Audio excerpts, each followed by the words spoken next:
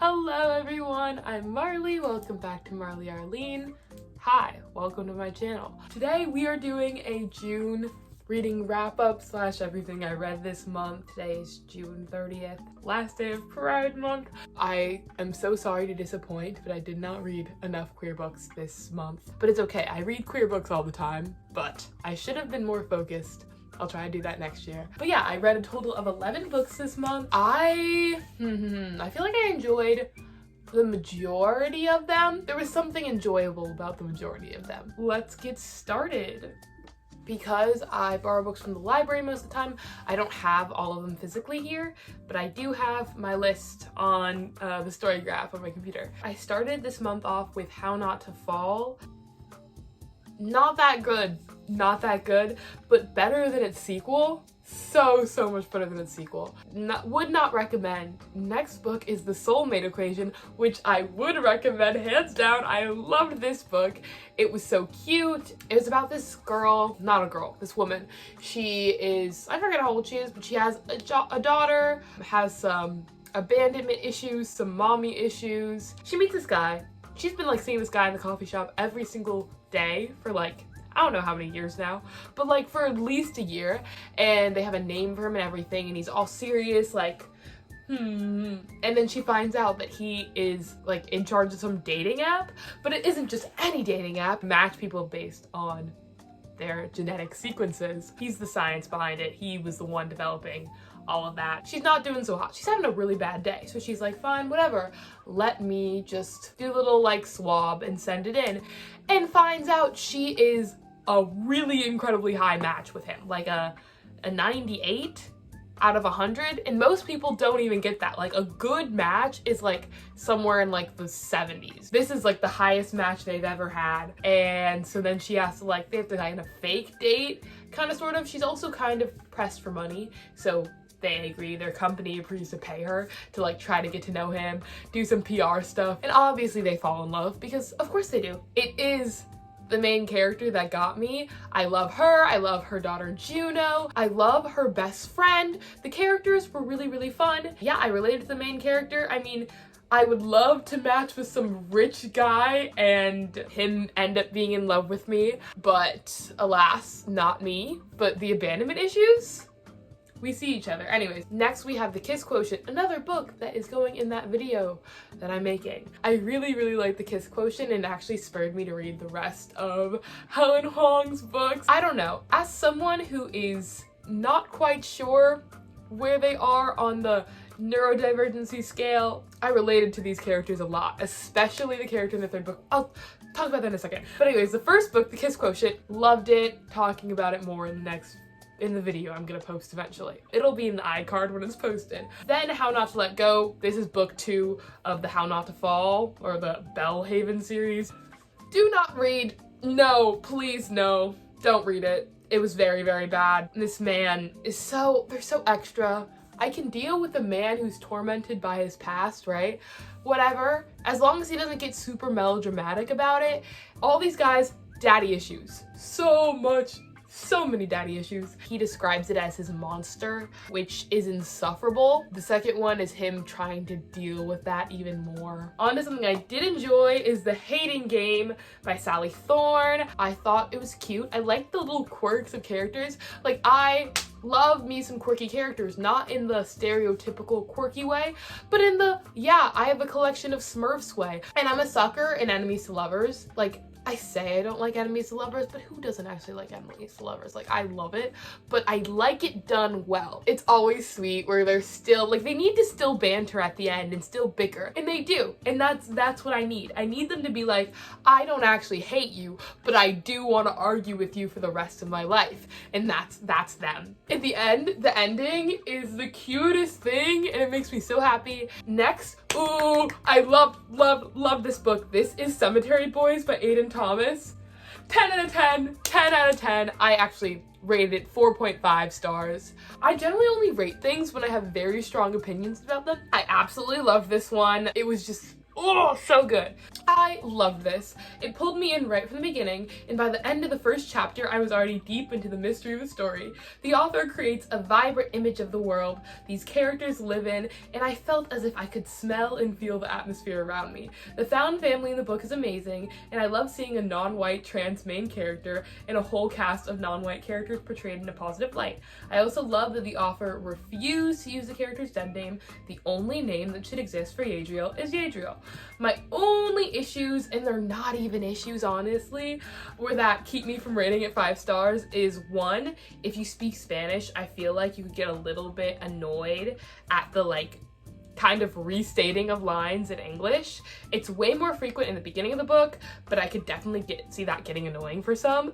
And two, this one is kind of spoilery. Spoiler warning, I hate twist villains. Twist villains are the worst because one, if you do a twist villain well, then I'm here for it. I saw it coming a mile away, and also you only gave me one option really for who it could be. The only person it could be is the other outcast. But if we just forget that, which it is easy to do because even though I figured out the twist villain like a million years ago, I was like, I'm still vibing in the romance. My new favorite trope because of him, and also Eve from, what is that, Act Your Age, Eve Brown? Yeah, him and Eve from Act Your Age, Eve Brown.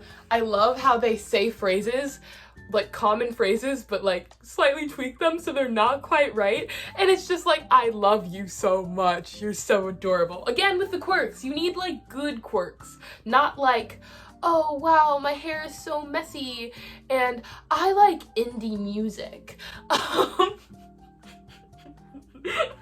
Nonetheless, love that book. It's a debut. I will be following attentively to everything and anything else they release. Next book, as I said, I was really into the Kiss Quotient, so I read all of the books in the series, including The Bride Test. This was so cute! I really enjoyed every single book in the series. Our main girly, Esme, okay, I think I have a thing for moms. Who doesn't?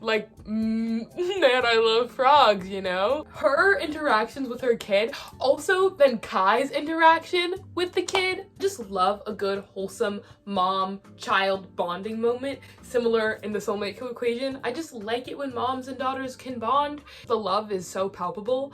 I love how much Kai in the beginning is trying to not like her, and it's I don't like her, even though he very much clearly does. And I know that's a lot of trauma on his end. I like Kai a lot. I like all of the main love interests and main characters of this whole series, to be honest. Next one, as I said, The Heart Principle. The Heart Principle has to be my favorite book of the series because I can relate to the main characters so much. Her not understanding she's autistic until she gets told by her therapist, and her whole family being no, you're not. Hits a little bit. The scenes where Kwan's seeing her mask in front of people before he knows about her diagnosis, and he's just she's why is she acting all weird, talking different? Just, I've been applying everything to my own life, and I like seeing how the author developed over time. Next book that I read, it's the first volume of the Spy Family manga. I've been seeing a lot of things about the show, and I was I want to watch the show, but at the same time I also wanted to read it first, and I love them so much. The main characters, oh my gosh. Twilight, hot. I hate to say it. I don't actually hate to say it. I'm perfectly fine saying it. Hot. His wife, hot. And it's so funny.